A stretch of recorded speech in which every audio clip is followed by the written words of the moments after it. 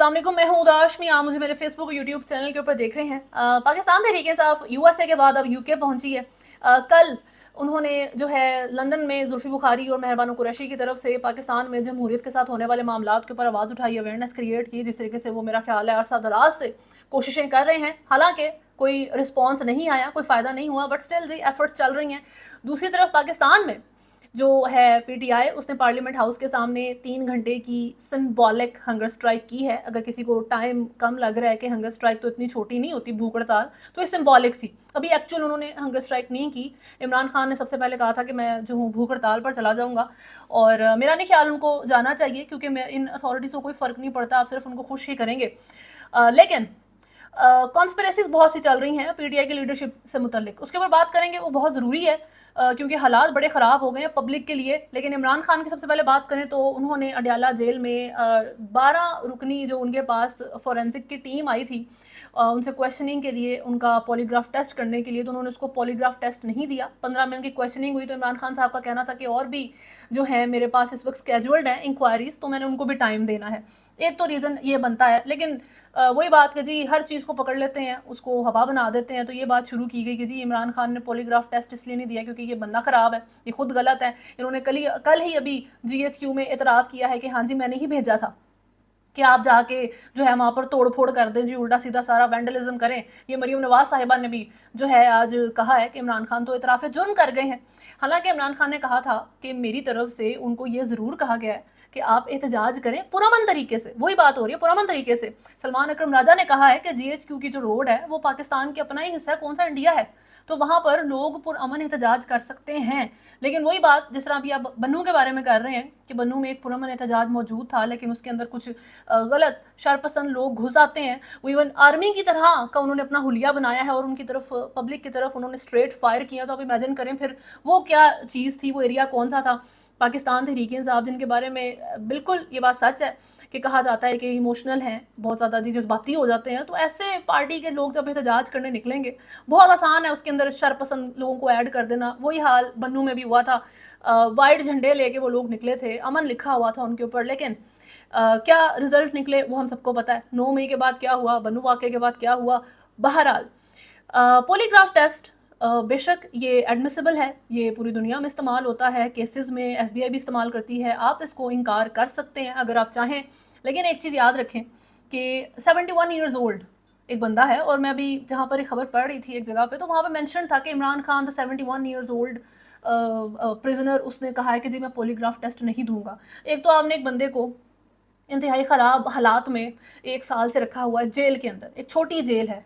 अता तारड़ के अल्फाज पे मत जाएं, कोई लग्जरी नहीं है वहाँ पर, कोई वो उनको जो है ना बेंगलो नहीं दिया हुआ जहाँ पे इमरान खान साहब इस वक्त रिजाइड कर रहे हैं। वो एक छोटी जेल है, वो एक अनकंफर्टेबल, एक फॉर्मर प्राइम मिनिस्टर के लिए इस तरह की जेल्स नॉर्मली नहीं होती। हाँ जी हो भी सकती हैं, पाकिस्तान में सब कुछ हो सकता है, पूरी दुनिया में सब कुछ हो सकता है, लेकिन उसका जुर्म भी तो उस तरह का साबित करें ना कि उसको आप जो है वो डेथ सेल में, या चले डेथ सेल अगर आप कहते हैं वो नहीं है, ये एग्जैजरेटेड टर्म है, लेकिन आप एटलीस्ट वहाँ पर जो बेसिक फैसिलिटीज़ हैं वो तो प्रोवाइड कर सकते हैं ना, जिस तरह की नवाज शरीफ वगैरह को दी गई थी।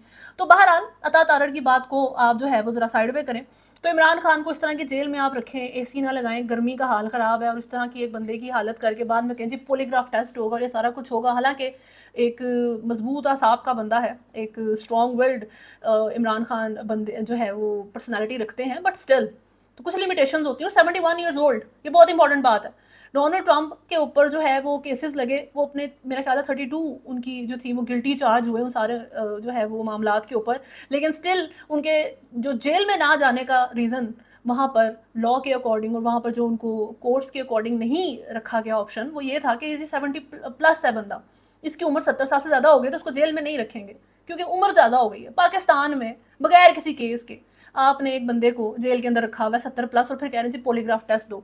अच्छा ये तो खैर इतनी कोई इंपॉर्टेंट बड़ी चीज़ें नहीं हैं। इंपॉर्टेंट चीज़ ये है कि पीटीआई के सोशल मीडिया के जो लोग हैं, जो टीम है, वो इस वक्त उठाई जा रही है, अबडक्ट हो रही है गवर्नमेंट की तरफ से, जिसकी भी तरफ से। अब उनके साथ मामलात क्या हुए हैं, क्या स्टोरी है, ऐसा किस तरीके से अचानक से क्रैकडाउन शुरू हो गया है। इसमें एक चीज़ याद रखें कि शेर अफजल मरवत एक ऐसा नाम रहे हैं जो बहुत सी कंट्रोवर्सीज में जो है उनका नाम आ जाता था। टाउट है, इसकी लॉयल्टीज़ पता नहीं कहाँ लाई करती हैं। बहरहाल जो भी मामला बने, इवेंचुअली वो पीटीआई का हिस्सा नहीं है। एक पॉइंट उनके होते हुए मेंशन हुआ था कि व्हाट्सएप ग्रुप्स का भी ये हिस्सा है, तो उसकी वजह से व्हाट्सएप ग्रुप में इंफॉर्मेशन तो इंपॉर्टेंट है ही, लेकिन कुछ लोग हैं वहाँ पर जो पीटीआई की सोशल मीडिया टीम का हिस्सा हैं, जो आम पब्लिक के लोग हैं, और वो अफोर्ड नहीं कर सकते, वो प्रिविलेज्ड नहीं है, वो सिक्योरिटी ऐसी पोजेस नहीं करते पॉलिटिशियंस वाली कि वो अपने आप को एक्सपोज कर सकें। तो उनका भी जो है ना आइडेंटिटी सेफ रखने के लिए ज़रूरी है कि ऐसा बंदा व्हाट्सएप ग्रुप के अंदर मौजूद ना हो। अब शेर अफजल मरवत की दफ़ा तो ऐसा कोई मसला नहीं आया, लेकिन ये चीज़ें पॉइंट हुई हैं कि जी मैनुअली शायद पीटीआई के अंदर से नाम दिए गए हैं रऊफ़ हसन की तरफ से। अब रऊफ़ हसन के ऊपर पॉइंट करने के आपके पास कितनी वजूहात हैं, एविडेंस कोई मौजूद नहीं है, ना पीटीआई के पास, ना उनके वोटर सपोर्टर के पास, ना गवर्नमेंट के पास, किसी के पास भी रऊफ़ हसन के अगेंस्ट कुछ नहीं है। इस बंदे ने कुछ दिया है नहीं दिया ये अलग चीज़ है, लेकिन ये टाइमिंग बड़ी ज़रूरी है कि जैसे ही ये बात शुरू हुई कि रऊफ़ हसन जो है वो पॉइंट होना चाहिए, इस बंदे ने शायद पीटीआई के सोशल मीडिया के लोगों के नाम आगे दे दिए हैं, किसी वजह से उनके ऊपर क्रैकडाउन शुरू हो गया है। 13 जो है वो ख़वातीन कारकुनान जो है वो उठाई जाती हैं, फिर कुछ और इम्पोर्टेंट लोग जो हैं वो बीच से अब अबडक्ट हो चुके हैं।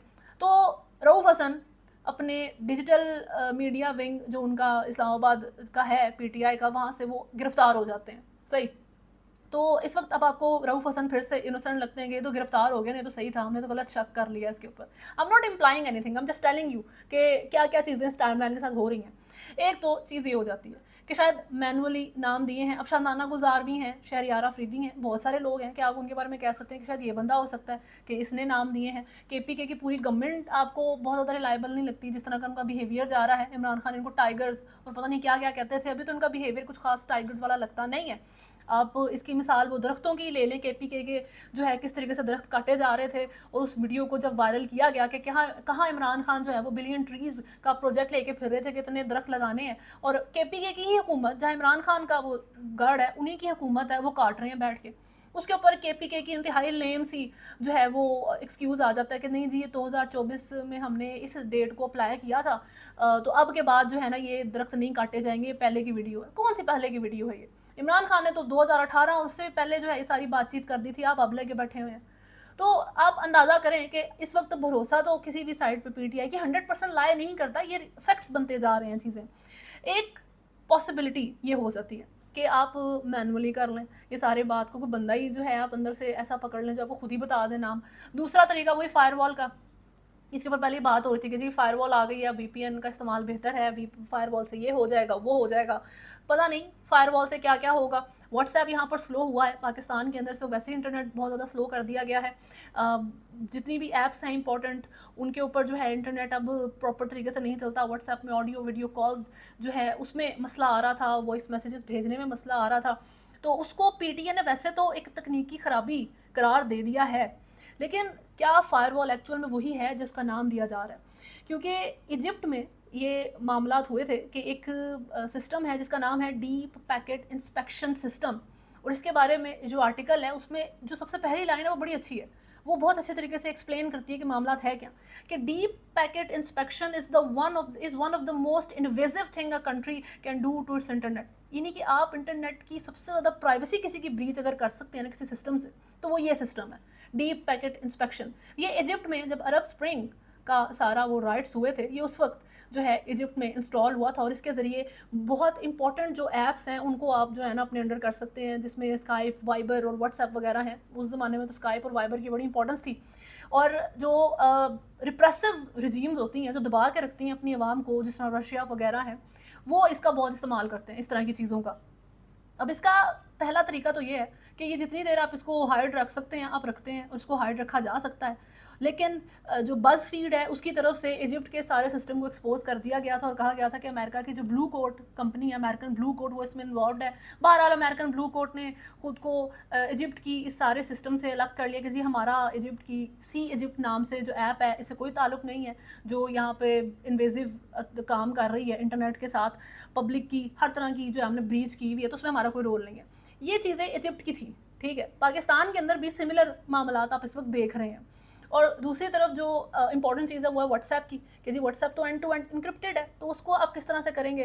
तो इसमें बात ये है कि आप व्हाट्सएप पे जो मैसेज है या जो आप कॉल करते हैं, आप उसका कंटेंट तो पता नहीं कर सकते इसके थ्रू। आप ये पता कर सकते हैं कि जिस बंदे ने इस वक्त ये जो है ये कॉल की थी या इसने ये मैसेज भेजा था या ये वीडियो भेजी थी, but you can not tell कि उसके अंदर कंटेंट कौन सा मौजूद था सो फार। अभी तक तो हमें यही पता है कि यही टेक्नोलॉजी है, लेकिन पाकिस्तान के अंदर इसका इस्तेमाल करके भी जो है आप पता लगा सकते हैं कि अच्छा ये बंदा है, ये बंदा है, ये भी इन्वॉल्व हो सकता है। लेकिन देन अगैन VPN का इस्तेमाल हो रहा है, उसमें थोड़े से लोग तो हो सकते हैं, लेकिन इतने बड़ी तादाद में अचानक से जो है सबका पता लग जाए तो इट साउंड्स शेडी। ये थोड़ा सा मामला जो है वो शेडी लगते हैं। खैर, पंजाब हुकूमत की मैंने जो है बड़ी ज़रूरी बात करनी थी कि पंजाब हुकूमत के क्या मामला चल रहे हैं। ये वही हुकूमत है जो पाकिस्तान के लोगों को इस वक्त डिजिटल टेररिस्ट कह रही है, इंटरनेशनल सोशल मीडिया एक्टिविस्ट कह रही है कि ये गलत लोग हैं, ये तो ख़राब लोग हैं, ये दहशतगर्दी चाहते हैं, ये स्टेबिलिटी नहीं चाहते मुल्क में। और हर बंदा जो इनको हुकूमत को गलत कहता है वो अल्टीमेटली इमरान खान का PTI का सपोर्टर होता है। अब सिंस वो इमरान खान का सपोर्टर है तो वो दहशतगर्द होता है। ये इनकी सोच है, ये सिर्फ इनकी कवर स्टोरी है। अभी जो पंजाब हुकूमत है उसकी तरफ से लग्जरी गाड़ियों के लिए जो है वो बजट मंजूर किया गया है, और ये जो है 18 करोड़ का राउंड अबाउट बजट होगा। और इस बजट में जो है स्पीकर, डिप्टी स्पीकर के लिए जो है ना सबसे ज़्यादा जो इस वक्त up to date Land Cruiser है वो मंगवाई जाएगी, फॉर्च्यूनर गाड़ियाँ मंगवाई जाएंगी, फिर साथ डाले मंगवाए जाएंगे जो सिक्योरिटी के लिए हैं। एंड डोंट फॉरगेट कि इन गाड़ियों का जो पेट्रोल होता है वो भी फ्री होता है, वो पाकिस्तान के टैक्स मनी से जा रहा होता है। 10 करोड़ रुपए मालियत की जदीद इंपोर्टेड लैंड क्रूजर खरीदी जाएगी। यही स्पीकर पंजाब असेंबली के लिए LC 300 इंपोर्टेड गाड़ी है लैंड क्रूजर, जिसकी मालियत तकरीबन 10 करोड़ रुपए है, वो खरीदी जाए। और इसमें जवाब इस मीटिंग में पेश किया गया कि स्पीकर के पास इस वक्त असेंबली में इस लेवल की कोई गाड़ी मौजूद नहीं है, तो इस गाड़ी के साथ साथ डिप्टी स्पीकर के लिए नई फॉर्च्यूनर गाड़ी जो तकरीबन 2.25 करोड़ रुपए की है। इसी तरह जो सेक्रेटरी असेंबली है उनके लिए भी फॉर्च्यूनर गाड़ी की खरीदारी की मंजूरी दी गई। साथ ही साथ 2 वीगो डाले भी इनकी सिक्योरिटी के लिए कहा गया खरीदे जाए। तो मजमूई तौर पर तकरीबन 18 करोड़ रुपए की गाड़ियों की इस फाइनेंस कमेटी ने मंजूरी दी, जिस पर दूसरी चीज़ ये मैंने को पहले रिपोर्ट की थी कि इस मुल्क में जहाँ पे बजट के साथ आप लोगों ने पाकिस्तान की आवाम के साथ जो अभी मजाक किया है, तो इन्होंने घरों को लेके भी बजट मंजूर किया था, जो कि मेरा ख्याल है 2 अरब के करीब था वो बजट, और वो 29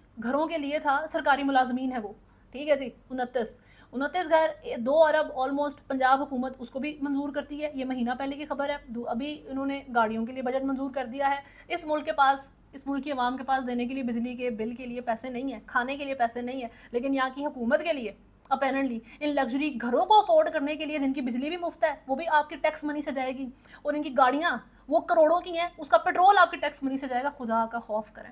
और फिर जब आवाम बोलती है तो इमरान खान की सपोर्टर बन जाती है वो आवाम फ़ौरन से। सही है, इमरान खान का सपोर्टर नहीं है कोई बंदा, आप लोगों के खिलाफ है बस। वो बात इतनी है, अंडरस्टैंड कर लें इस चीज़ को सीधे तरीके से। इसमें कोई जो है ना कोई मैथमेटिकल प्रॉब्लम नहीं है, ये कोई थीरम नहीं है, ये आसानी से अंडरस्टैंड होने वाली बात है।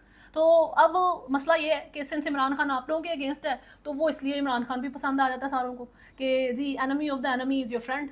ये सिचुएशन मुल्क की बना दी आप लोगों ने, और जितनी देर आप इमरान खान को जेल में रख रहे हैं वो ज़्यादा हीरो बनता जा रहा है। जितनी देर आप लोग अपनी इस हुकूमत में बैठे हुए हैं उतने ही ज़्यादा आप विलन बनते जा रहे हैं।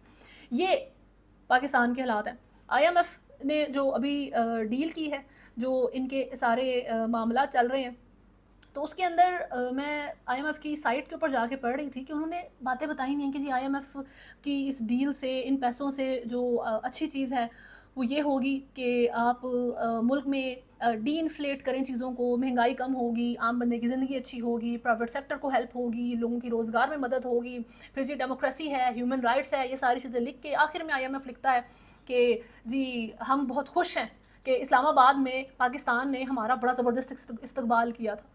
ये है जी रियलिटी, ये है आम आवाम की वर्थ। इवन IMF की नज़र में इमरान खान ने भी लेटर लिखा था ना IMF को कि डेमोक्रेसी नहीं है जी मुल्क के अंदर, मुल्क में आम लोगों को ह्यूमन राइट्स नहीं मिल रहे, PTI के ऊपर क्रैक डाउन है, आम पब्लिक के ऊपर क्रैक डाउन है। तो उन्होंने क्या आप लोगों की बात सुनी थी? नहीं। IMF को अच्छे तरीके से पता है मुल्क के अंदर क्या मामला चल रहे हैं, लेकिन आखिर में वो उस पर खुश हैं कि हमें चाय बड़ी अच्छी पिलाई थी, हमें बिस्किट बड़े ज़बरदस्त मिले थे। तो ये सारी चीज़ है। अभी जो है IMF जो है वो staff level agreement economic policies के ऊपर जो 37 मंथ एक्सटेंडेड फ़ंड फैसिलिटी होगी वो उस पर पहुँच गया है, और ये अगस्त के आखिरी हफ्ते तक ये सारे मामला जो हैं वो सेटल डाउन हो जाएंगे आपके फाइनेंस मिनिस्टर के अल्फाज में, जिनको बड़ी मुबारकबाद यहाँ के जर्नलिस्ट ने, कामरान खान मोस्ट इम्पॉर्टेंटली उन्होंने कहा था ज़बरदस्त $7 बिलियन की आपने डील फाइनल की है, बहुत अच्छा किया। वो $7 बिलियन आपके मुल्क में आ रहा है, कहाँ लगता हुआ महसूस होता है।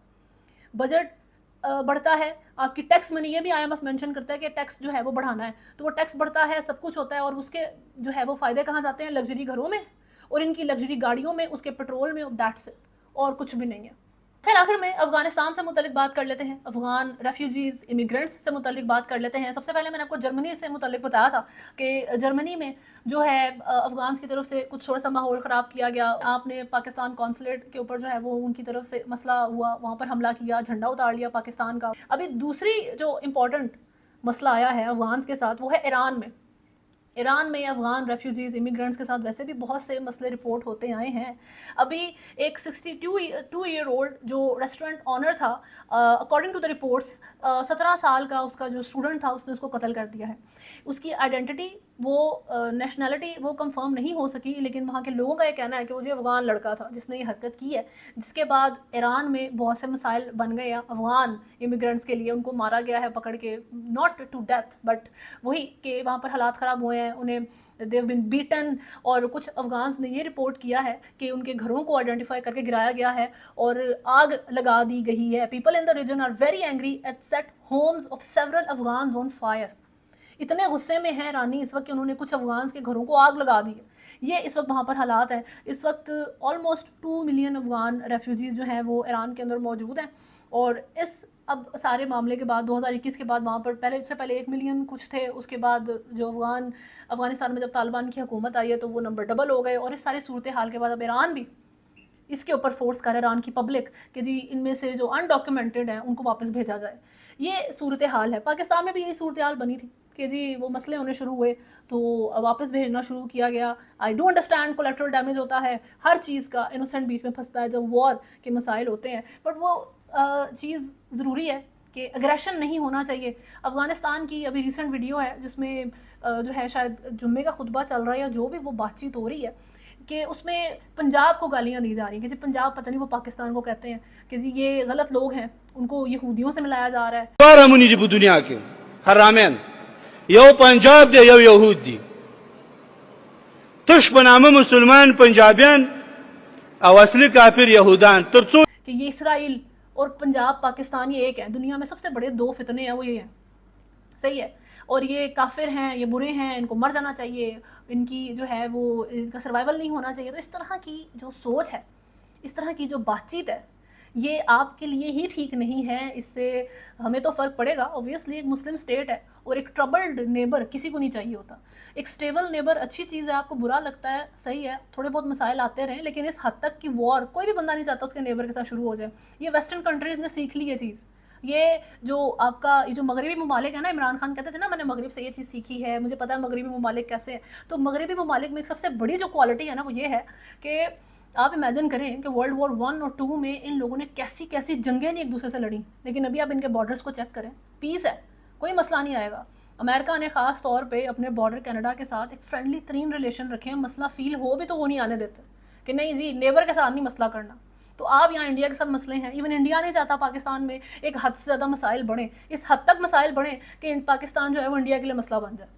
तो पाकिस्तान के लिए भी अफगानिस्तान के मसाइल हमारे अपने ही हैं। हम नहीं चाहते कि ट्रबल्ड नेबर हो, लेकिन अफगानिस्तान राइट नाउ जो कुछ जो अफगान्स हैं जो इस मेंटालिटी को रखते हैं, जो अपने ही मुल्क की जो दूसरी नेशनलिटी जो एथनिसिटीज़ हैं उनके अगेंस्ट हैं, ताजिक्स हैं, हज़ारा के लोग हैं, उनको भी वो पसंद नहीं करते। तो they are playing with fire right now. इसका फ़ायदा कोई नहीं है। मेरा ख्याल है ये चीज़ें रुकनी चाहिए और लोगों को खुद को भी अवेयर करना चाहिए कि ऐसे लोग आपके ऊपर इन्फ्लुएंस ना कर सकें। अभी तक के लिए न्यूज़ में इतना ही है। अगर आपने चैनल को फॉलो नहीं किया हुआ तो सब्सक्राइब करें, वीडियो को लाइक एंड शेयर ज़रूर करें। अल्लाह हाफ़िज़।